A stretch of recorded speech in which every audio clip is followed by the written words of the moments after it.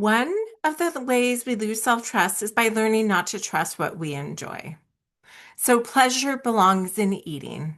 Welcome to day 22 of this 30-day self-trust challenge with me, Kathy Richards, registered dietitian.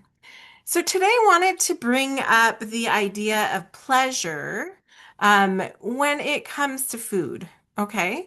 And it's like somewhere along the way, a lot of us learn that pleasure isn't a good enough reason, right? So that just because we like eating a food, that's not really reliable. And maybe if we want something that's not as healthy, that's not wise. Or that should we really enjoy it, or should we just be focused on really getting, nutrient dense, healthy choices, right?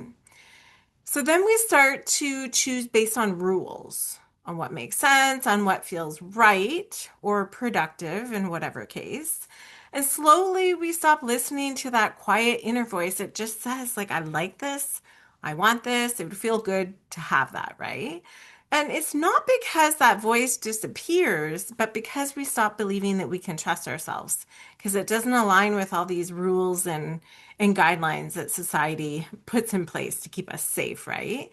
So, self trust, though, it's not built by making the perfect choice. It's built by allowing yourself to respond to your own experience, especially when there's nothing to prove. So, pleasure doesn't make you less trustworthy. Pleasure is information. Okay, so it can tell you where you feel safe. It can tell you where you like yourself, where you feel connected instead of controlled. And the more you allow yourself to choose something just because you enjoy it, the more your nervous system learns, I'm allowed to listen to myself. Okay, I don't need evidence first. I don't need motivation first. Trust grows in the moment that you respond to your body with care. Okay. Not with pressure, not with proof, just with care.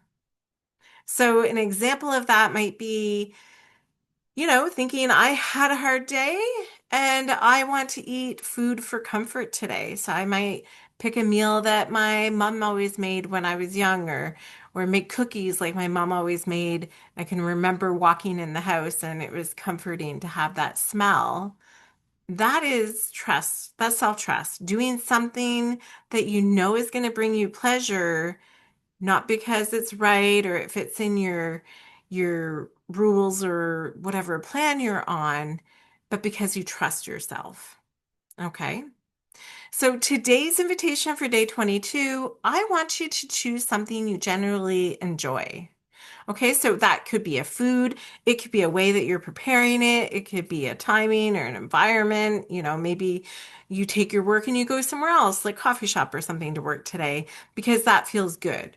Or maybe you have a fancy dessert today because that feels good. Or even you could just allow yourself to notice what feels good instead of defaulting to what feels safest or what's automatic, right? Because a lot of us stay in that safety zone of what we know is safe and easy to do. Sometimes stepping out of that safety zone, actually, we can find things that bring us pleasure. And again, that's building that self-trust muscle. You don't need to justify the choice. You don't need to optimize it. Just notice what it feels like to let enjoyment be enough of a reason to do something or eat something. Okay. Noticing is a practice, choosing is a practice, and that's where we build self-trust here in those moments where we choose and we notice and we enjoy and let pleasure come in. If today felt hard, if this feels uncomfortable, confusing, or even wrong, that makes sense because a lot of us are taught that trusting ourselves, especially around food or pleasure or desire, would mean that we would lose control. And I see this a lot with my clients that if I let myself have that cookie, I'm going to keep having all the cookies. And in a way, that is true. But when we work through a process in intuitive eating called habituation, and we let that food become neutral, so that food is there, we have access to it whenever we want. Sure, for the first week or two, we might just eat that food every day. We're not going to feel well, and we're going to get that feedback from our body. And over time, we'll realize that that food is there.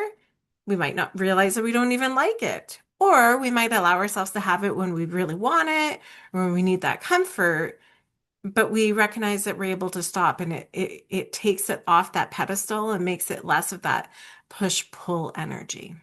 Okay. So hesitation isn't failure, it's protection.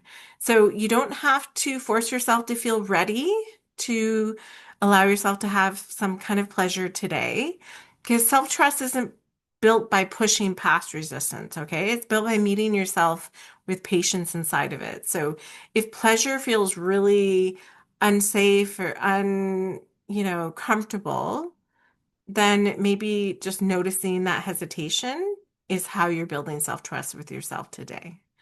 Nothing has gone wrong. You're still allowed to begin there, right? So begin by noticing that hesitation and just sitting with that. And come back tomorrow for day 23.